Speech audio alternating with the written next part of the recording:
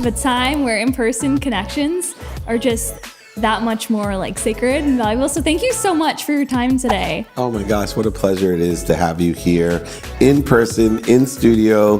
That's fired up and help some people. Yeah. I know, I'm excited. And I'm going to just dive right in because I know you're straight like with the value always, and you have so much value to offer. And the Coffee and a Good Vibe family is going to be, get ready to take notes, guys, because we're going in.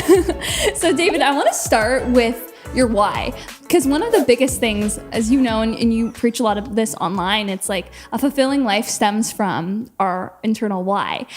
So I'd love for you to just open up with what's your why in your life right now. My why is to empower over 1 billion people to be happy, to create a collective consciousness to change the world.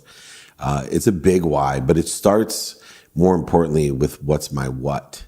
So I think a lot of people get confused trying to follow a why without thinking about the who, the what, the how, and the now. And so I try to encourage people to take inventory every day of the what, the who, the how, and the now, to take inventory personally, what do I want? Experientially, what do I want? Giving wise, what do I want? Receiving wise, what do I want today? And be comfortable with it changing and growing and accelerating, and being a hypocrite and telling people, gosh, I thought cryptocurrency was going to be the amazing thing, but it's not, or vice versa. Yeah. That's all part of learning and loving and living. But my ultimate why is to change the world by finding 1,000 people like you in your lifetime that will empower 1,000 people to empower 1,000 people to simply be happy by using the values I teach, the daily practices, the books, the content that I have for free, to help everyone understand that it doesn't have to have the interference, void, shortages, and obstacles between you and what you already are, which is happy.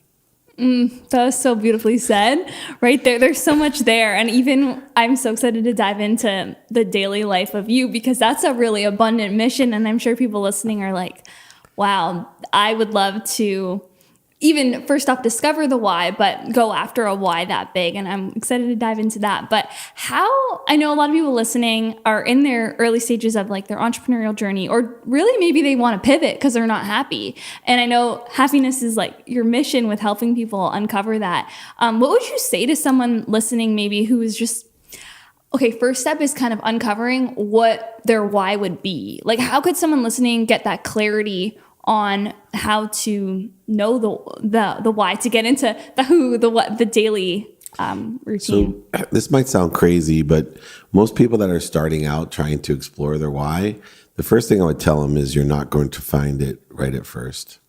So the best thing to do is to enjoy the consistent, everyday, persistent, without quit pursuit of your own potential of something.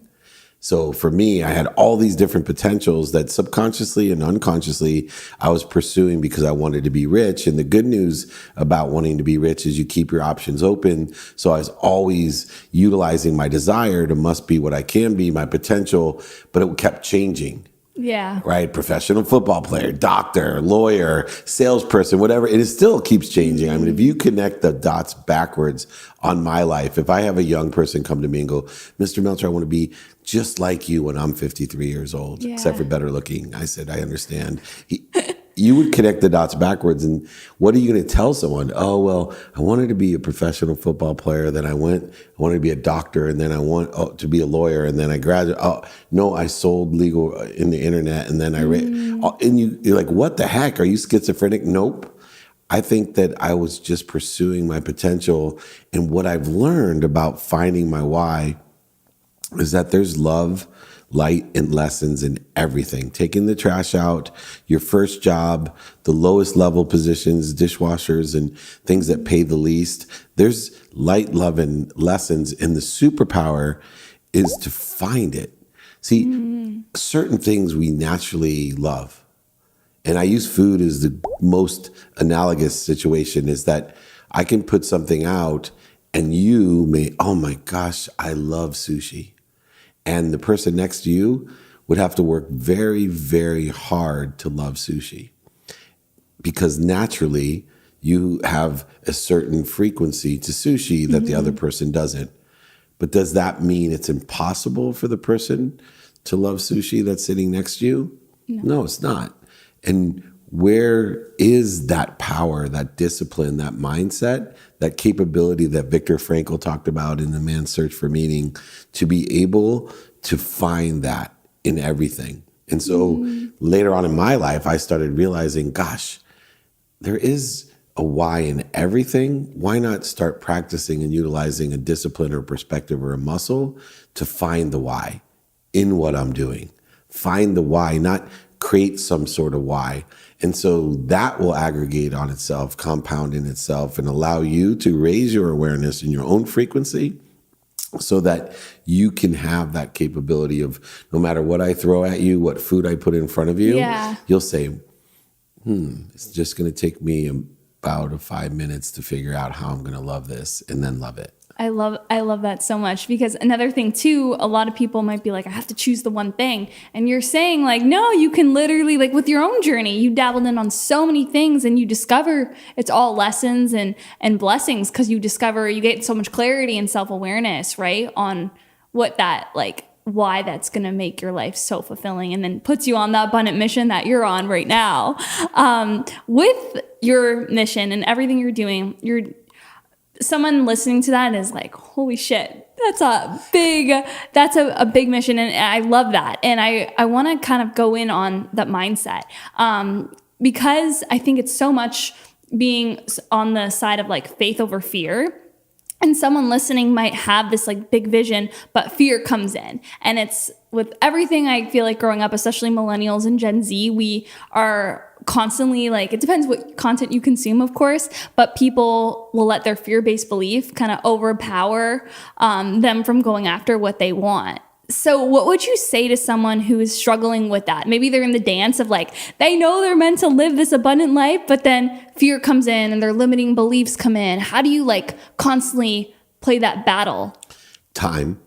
So one of the interesting aspects, I was walking on the beach after my teenage daughter, 13 at the time, told me her friend committed suicide.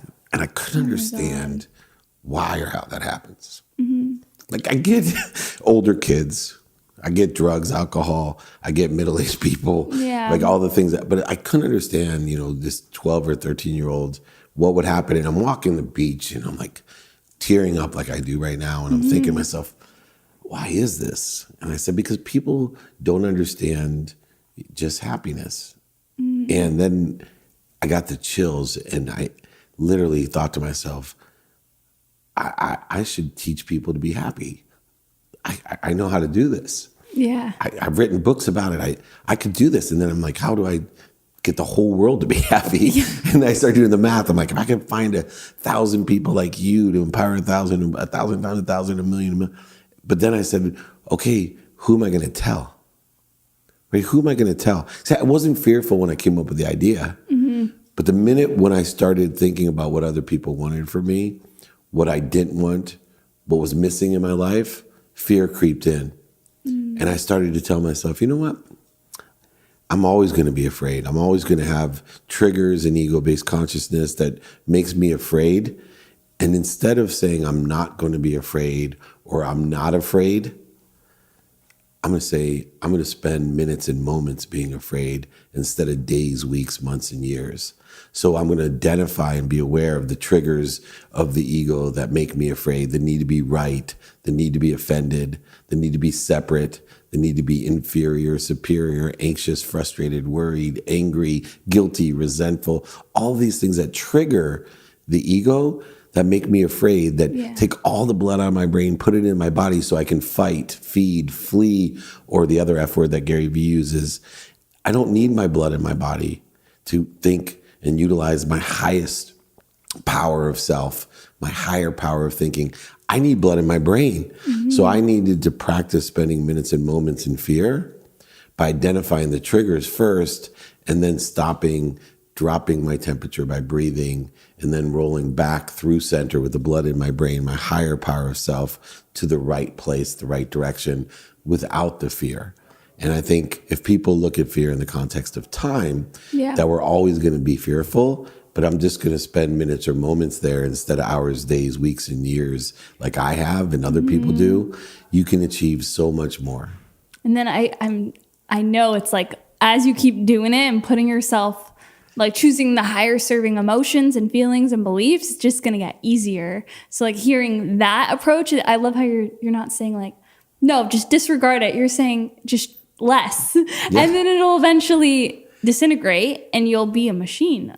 Right. This is the consistent, persistent behavior, right? The less time, look, you are what you think, say, do, believe. The unconscious competencies are activated by what you think, say, do, and believe. And the consistency of those actions are what activate your personality traits, your characteristics, your obsessions and addictions, which you can actually align with what you want instead of allowing it to be an interference between you and what you already are.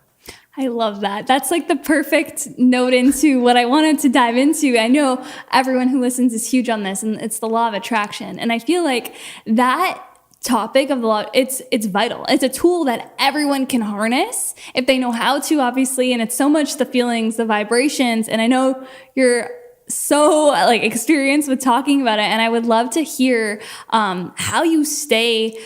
You say this about your vibration. Your vibration carries your potential, and I'd love for you to kind of unravel that for people to understand that concept, because I just think it's so powerful when I heard you speak on it. Sure. So everything vibrates. So this table vibrates the slowest. That's why you can't put your hand through it.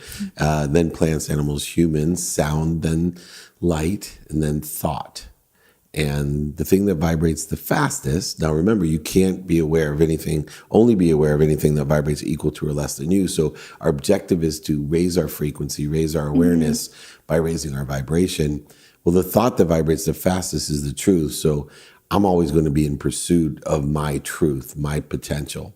And when I'm aware of that, I can actually harness the power of manifestation, because manifestation is directly related to awareness. See, what happens is everything already exists, right? I believe that we live in a world, an abundant world of everything for everyone. Yeah. But we can't recognize, recollect, remember, remind. You see, these words come from somewhere because those things already exist. You're just not aware of them. You see it all the time. I see kids, they're looking for a job and they're not ready for it. And then all of a sudden they look up on the post and it's like, oh my gosh, there's the job at the horse stables for 3 times as much money that I've been wanting to work for an equestrian. But yeah, it was always there. You just weren't aware. See, it's always there. And that's what we actually call manifestation, the materialization of what's already there, meaning the awareness of what's already there. And in order to have the law of attraction, which is the law of allowance, there's 2 other laws that people ignore to raise that frequency or awareness or vibration. One is the law of gravity. See, the law of gravity says you're exactly where you're supposed to be. You're right here. You're at the right place at the perfect time. Yeah. You're happy. You're everything that you are, happy, healthy, wealthy, and worthy. You already are here standing there. And a lot of people don't take the step of the law of gravity to understand I must love myself before others will love me. I must be myself, my own frequency, the best that I can be in order to effectuate the awareness of what's already here. The second law is the law of Goya. And this one's in direct conflict in perception from the law of attraction. See, people think they have to go out and get healthy. They have to go out and get wealthy. They have to go out and get happy. No, it's already there. You're just not aware. So the law of Goya says, get off your ass. Simply raise your vibration by creating activity. Nothing happens till it moves. So you have to have the law of gravity to say, I'm happy where I'm at, but I'm going to angle with everything I have, a desire that I must be what I can be in order to effectuate an awareness of what's already there. And utilizing the last aspect, which is faith. Faith is the ultimate GPS. Right? A GPS, you put your destination in, and if you get off at the wrong exit, it reroutes you back to that destination. If you get a flat tire, it'll put you back on track with the. But see, the ultimate GPS of faith, an object of energy that you put into the universe to get what you want, to allow the awareness of what's already there, is that not only will faith reroute you when you make a mistake, get off at the wrong exit, go to the donuts instead of where you're supposed to be, but it's actually going to change your destination for you. In other words, it's going to make you aware of something even better than what you wanted.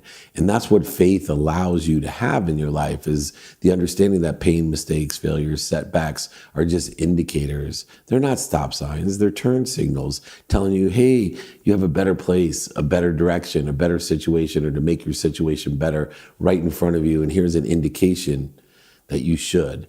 And so utilizing the law of gravity, the law of Goya, and the law of attraction under the context of awareness and vibration changes your entire paradigm. It shifts it to simply, what am I doing to create interference between what's already there and me, what's already in existence? See, manifestation isn't some sort of, it's coming to me. It's just simply your awareness is elevating to what's already You need there. to align to it. Oh, that was so good. I'm sure people are like mind boggled right now. And this is why you guys need to listen to David's podcast every single day, all the content you're doing, because I'm sure everyone's like, I need this to be reminded of this. Because it's like, I feel like the biggest thing with content, it's like you need to hear these things, but it needs to be enforced every single day in order for that to be like the principles that you adopt. And even go in there, I know people probably want to hear it. And we're huge on this in the Coffee and a Good Vibe podcast, is routines. Because every day, your habits are your reality, right? And I would love to hear I know you have a morning and a night routine, a wind down. If you could share both, I know people want to take notes and listen, just for the audience to hear. Yeah, first I separate my routines differently than most people. One, I have my normal routine, which includes the unwinding routine, because my tomorrow starts today. So I start my day at 9 p.m. And I don't believe in the man-made construct of time. In fact, I know that the speed of thought moves faster than the speed of light. So I can utilize time in my favor by understanding how powerful my thoughts are, especially the truth. So if I start my day at 9 p.m., not by waking up, but by unwinding, so I can recover and utilize when my conscious is out of the way. So I utilize my subconscious and unconscious connectivity to the greatest source of power, light, and lessons. So not only physically am I recovered when my body arises or wakes up at 4 a.m., but the other side of me, I'm not living what I call the myth of Sisyphus from Camus, pushing a boulder to the top of the hill to wake up exhausted in the morning with the boulder back at the bottom of the hill. I plateau and grow my day because I have an unwinding routine. Then I execute on it at 4 a.m. From there with meditation, with working out. But the key to my life is the second routine I have is the adaptable routine. See, this comes with age. You want to make God laugh, come up with a well-developed plan or routine. So what I did is I'm going to go ahead and learn from that and tell myself I have an adaptable routine. So when God's laughing at me and he says, nope, you're not going to be able to do what you planned, now I go right to the basics. Minimum of an hour a day on my health, minimum of an hour a day with my family, minimum of time studying my calendar, creating the mathematical equation of luck. Attention plus intention equals the coincidences for the activities I have planned, I don't have planned, and my sleep, my unwinding routine, utilizing a Meltzer kaleidoscope, a lens of productivity, accessibility, and gratitude. Productivity of how valuable am I going to provide others, accessibility of how accessible and connected am I to others, as well as what am I accessing or receiving? And then, of course, the superpower that we talked about earlier. Gratitude is the power to find the light, the love, and the lessons, to learn to love every activity that I'm doing. I go to the non-negotiables to efficiently and effectively utilize that same habitual routine, discipline, and awareness that works through the sensory cortexes of our cellular memory to activate the subconscious neural pathways that activate then our unconscious mind, our quantum being that creates the easy personality traits, characteristics, obsessions, and addiction. Imagine if you're obsessive about only healthy things. What a brilliant way to live your life. And that's a frequency that will allow you to raise your awareness of what's already there and allow you to have it in your materialized world. Wow. There's so much there. I'm like so grateful you shared all that. Guys, if you're listening, I'm sure you have a lot of notes, and I want to just honor you for all the wisdom and value and strategy and so much gems in there. And I know everyone listening probably wants to hear more, and you're in luck because David is a content machine and puts out content on every platform. The podcast, we'll have it all linked below for you guys. David, I just want to truly thank you. Could you do me one favor? I'd hate to interrupt you because I would be happy to send everyone my 5 daily practices, my book. I'll send you an ebook, a audiobook, a signed copy of my book. I'll ship it to you, pay for shipping. Wow. Anyone that just, I'll give my direct email address, david@dmeltzer.com. So please, I know you'll put this in the notes. I wanted to reiterate it. I'm on a mission to empower over 1 billion people. And if you could allow me to give you my book, to send it to you, my 5 daily practices, it would help me find those 1,000 people like you. If you could put that in the show notes, certainly would appreciate it. And please, everyone, remember, be kind to your future self and do good deeds. Life isn't that hard. Oh, thank you so much. That we will get those 1,000 people right here. Right on. Thank you so much, guys. You guys know where to go. We'll have it all linked on the Coffee and a Good Vibe Instagram as well. And it was such a pleasure. We will see you guys in the next one. You're awesome.